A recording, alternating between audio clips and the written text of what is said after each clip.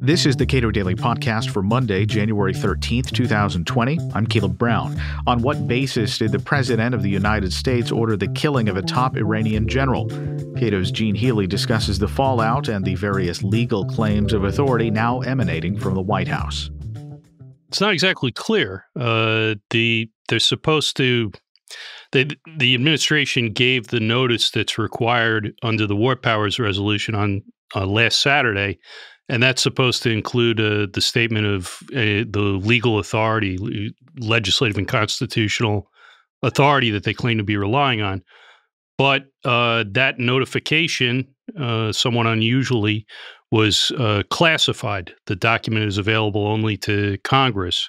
So even the legal theory in that document is it's kind of on a need-to-know basis, and we, the public, don't need to know right now.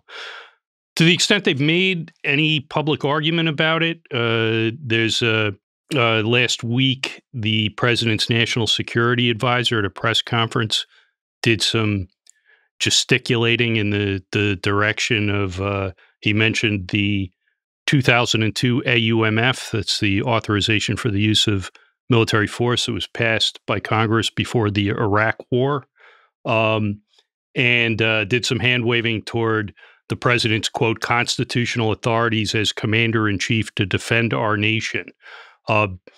It's not clear how far they think these powers extend. On Wednesday, I put up a blog post where I asked whether the Trump administration's legal theory would allow them to order a hit on the Ayatollah, under the same theory. He's the supreme leader of Iran, is in the military chain of command. In fact, there were reports that General Soleimani had a meeting set up with him to talk about responses to the U.S. in the region. So under this logic that says you can take out an enemy general, a top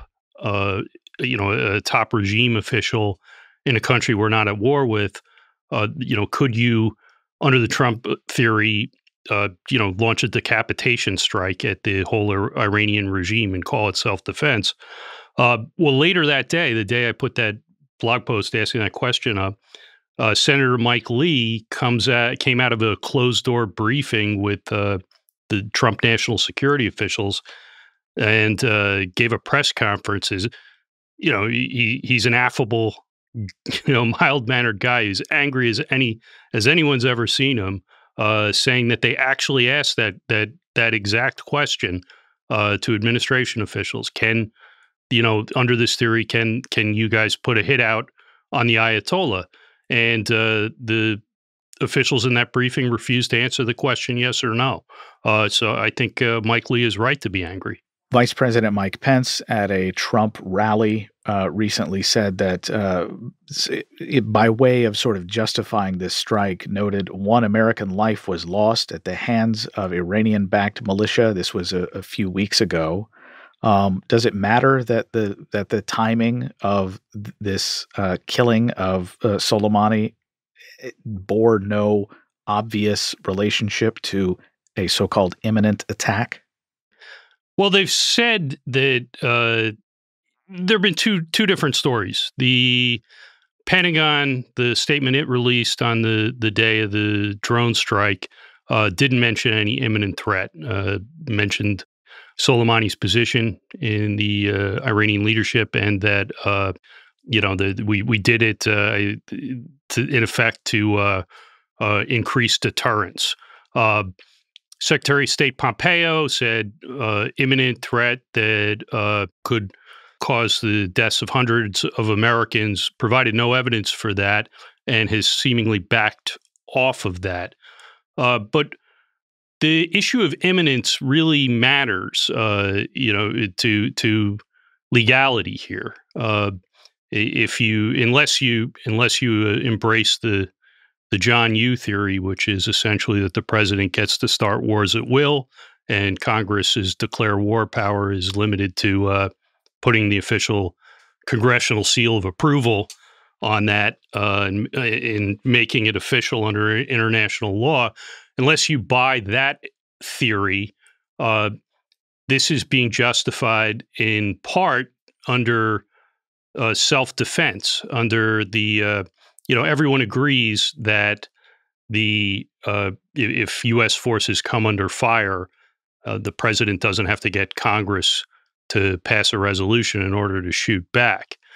But as you go up that ladder of escalation from, addressing an immediate threat all the way up to, a decapitation strike on the regime itself, at some point you've left the realm of self-defense, and you are effectively taking acts that declare war.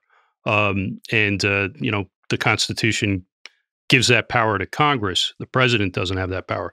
So imminence matters in the sense that the more imminent the threat you're trying to take out is, the better argument you have that it falls within that defensive commander-in-chief power under Article 2, which they described at the Constitutional Convention. It's the power to repel sudden attacks. So if there is an actual imminent sudden attack, then that conceivably falls within the president's defensive constitutional powers. There is the additional question of does it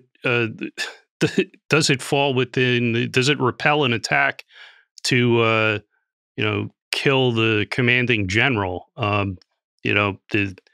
the plans that are supposed to be imminent just in his head?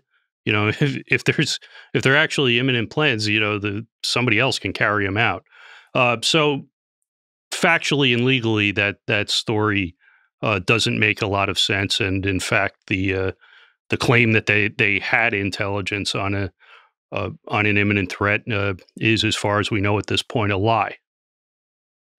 So what is the role of the authorizations for the use of military force that Congress passed in 2001 and 2002? Of course, the both of them were fairly broad and have been used to justify all manner of activities that have absolutely nothing to do with Al-Qaeda. In fact, some of the authorizations for the use of military force, at least the 2002 one, was used to go after people who were avowedly aligned against Al-Qaeda. That's the 2001 authorization for the use of military force, passed 3 days after 9/11. Yeah, there are two broad authorizations at issue here. Neither one of them as broad as the administration seems to think. The 2002 AUMF, that's the one passed 17 years ago to authorize the Iraq War. It's in relevant part, it authorizes the president to use military force in order to, quote, defend the national security of the United States against the continuing threat posed by Iraq. So unless the president's going to get out the Sharpie that he used to change that hurricane map and change all the Q's to N's in that authorization, it's hard to see how it justifies a strike against a senior figure in the Iranian regime who's been compared to, a combination of like a CIA director and the chairman of the Joint Chiefs of Staff and maybe a vice president.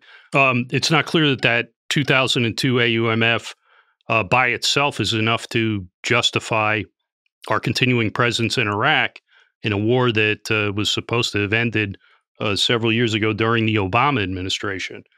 The other relevant authorization is of course, the 2001 AUMF, which passed right in the wake of 9/11 and aimed at the perpetrators of 9/11. Its language is, allows military force to be used against those who authorized, committed, or aided or the 9/11 attack, or those or harbored those who did. And Iran is not a good fit for any of those conditions. It certainly didn't authorize, commit, or aid the 9/11 attack. there have been some Al Qaeda figures before and after who've transited through Iran, but the 9/11 Commission found no evidence that Iran was aware of planning for the 9/11 attack. So what you want to see to link to have a valid link under that authorization would be the kind of relationship you had between Al Qaeda and the Taliban pre 9/11, and that's just not there. Secretary of State Pompeo and Mike Pence have been making noise about a connection between Iran and Al Qaeda in an attempt sort of to shoehorn this in to the 2001 AUMF. Well, if it's under that theory, you could certainly go after, 18 years later, you could certainly go after, start a war against Saudi Arabia, whose connection to 9/11 is much firmer and much clearer than Iran's ever was. And, if Pompeo and Pence want to make an argument that the 2001 AUMF allows them to wage war on Saudi Arabia, I guess I'd be willing to listen to it. The House has passed a resolution dealing with following on the president's actions with respect to Iran. That isn't expected to go anywhere. What does it specifically say? So there's the resolution that just passed in the House, and there's a similar measure that's being considered in the Senate. It's under the War Powers Resolution. It directs the president to cease hostilities against Iran. Now, the one that just passed in the House is a concurrent resolution that doesn't have to be signed and cannot be vetoed by the president. And, for that reason, it's sort of it's a statement of Congress, more or less. I think it was worth doing. It's not going to actually legally bind the president. The parallel measure in the Senate from Senator Tim Kaine is a joint resolution, which is supposed to have the effect of law, but it has to go past the president's desk to get there, and they need a supermajority in order for it to override his veto. I think both of them are largely symbolic, but it's important symbolism. That Congress is against this. The problem is that, the situation I just described, where the president has the freedom to act, to essentially stumble or rush headlong into a war, and it takes a supermajority of Congress to rein him in. That's the Constitution turned upside down. That is not the way that the framers designed the constitutional allocation of war powers. The system for going to war is that Congress makes the decision to go from peace to war. As James Wilson said at the Pennsylvania Ratifying Convention, this system will not hurry us into war. It's calculated to guard against it because it's not going to be the power of a single man to embroil us in that kind of trouble.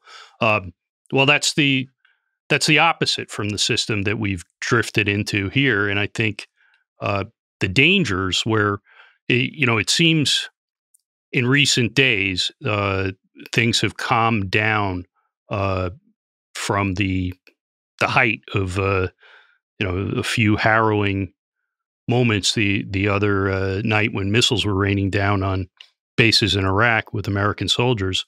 Tensions have, I wouldn't say cooled, but cooler heads, it looks like, may prevail.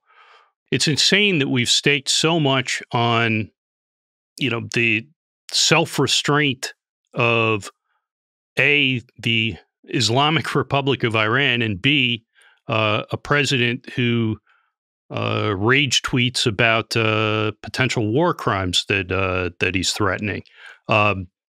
this is not the way it's supposed to work. We can do something about that last bit, that we have invested so much power to embroil us in war in one person. And I think this whole episode really ought to be a wake-up call about longer-term war powers reform. Gene Healy is a vice president at the Cato Institute. Subscribe to the Cato Daily Podcast wherever you please, and follow us on Twitter @Cato Podcast.